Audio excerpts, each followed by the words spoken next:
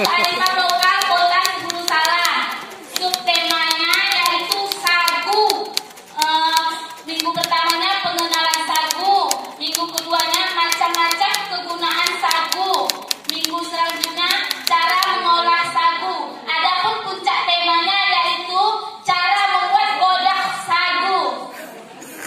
Temanya yaitu kearifan lokal Kota Guru Salam. Subtemanya damping. Adapun minggu pertamanya yaitu pengenalan bahasa daerah damping. Minggu keduanya mengenalkan gerakan-gerakan tarian damping.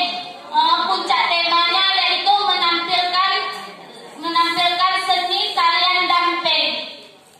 Hanya ini yang bisa kami sampaikan. Mohon maaf kalau banyak yang kurang. Assalamualaikum warahmatullahi wabarakatuh.